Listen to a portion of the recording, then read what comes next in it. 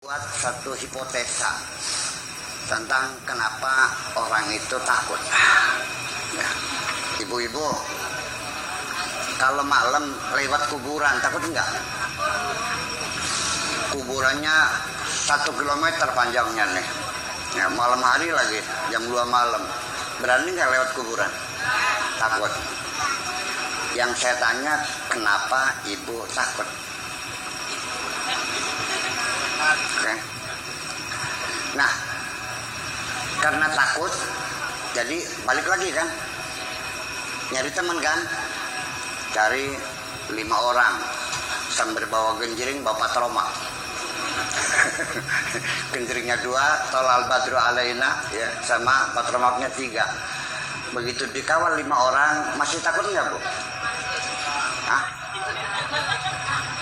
Ditemani 5 orang, bapak tromaknya 3, di depan, di belakang, di tengah, genjringnya 2, di samping kanan kiri. Masih takut nggak? Hilang. Pertanyaan saya berikutnya, kenapa sekarang tidak takut? Apa sebabnya? Karena ada apa?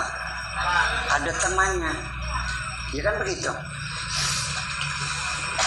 Jadi kesimpulannya, kenapa orang itu takut? Berarti karena dia merasa. Oke, jelas. Nah, selanjutnya hipotesa saya lanjutkan lagi. Jadi ketika ada orang lain yang menemani kita, rasa takut itu hilang. Karena kita merasa ada yang melindungi. Betul gitu. Oke. Dugaan semacam itu akan saya kasihkan hipotesa berikutnya. Seniki lamun bener-bener ana macan temenanan. Kalau andekan ada macan bener-bener. Wow. Itu 5 orang yang mendampingi ibu ini pada lari masing-masing atau membela ibu? Berarti hilangnya rasa takut itu hanya pembohongan belaka, palsu semuanya. Atau pada akhirnya yang membela kita, yang mengaman kita tetap adalah Allah Subhanahu. Jelas, itulah makanya Nabi tidak pernah takut. Karena beliau selalu sadar dan merasakan selalu bersama Allah Subhanahu wa ta'ala. Itu kata kuncinya. Jadi kapanpun dimanapun ketika kita merasa sendirian pasti merasa takut. Baru ditemani orang saja rasa takutnya sudah hilang. Padahal dia tidak akan membela kita. Apalagi yang kita yakini selalu bersama Allah. Maka keyakinan Kanjeng Nabi akan kebersamanya dengan Allah ini yang tidak bisa dipatahkan oleh siapapun. Paham bu? Nah, hadirin hadirat rahimakumullah. Sehingga emosi takut ini sendiri menjadi satu pertanyaan selanjutnya. Takut itu apa sih sebetulnya? Ya. Dan kenapa orang itu takut? Begini. Lalu rasa takut itu kapan munculnya? Dan takutnya kepada siapa? Bagaimana untuk memanage rasa takut, bagaimana mengatasinya, nanti ini yang kita bahas. Dari supaya kita bisa uswah hasanah kepada Kanjeng Nabi. Kalau kita secara filosofisnya tidak paham, ya nggak bisa. Begini, rasa takut itu sebetulnya kapan dia datang? Psikologi anak mengatakan bahwa seorang bayi yang baru lahir hanya dibekali dengan 2 emosi. Ini yang fitrah alaminya. hanya dua emosi, yaitu merasa nyaman dan tidak nyaman.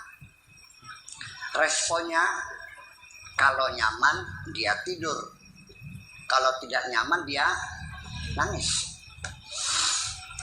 Begitu disusuin udah nyaman, tidur. Nanti lapar lagi, nggak enak lagi, nangis juga. Kamarnya kurang ventilasi, ongkap, ya nangis juga. Itu. Jadi belum ada rasa takut. Nah, setelah bisa melihat, setelah bisa mendengar, ya kalau kita kasih bergerak di mata, dia mengikuti, berarti dia sudah sudah bisa melihat. Kemudian kalau kita suarakan di sampingnya, dia nyelinguk, ya berarti mata dan telinganya mulai berfungsi. Nah, baru setelah itu muncul rasa takut. Bagi para asatid silakan, kalau enggak kurang yakin silakan baca psikologi anak. Nah, lalu rasa takut anak ini apa yang ditakuti? Juga hanya dua rasa takut bagi itu. Satu, takut jatuh. Yang kedua, takut ketika mendengar suara bising. Itu aja. Ya, selain itu tidak punya rasa takut. Saya mau cerita. Sejak kapan kita takut binatang buas?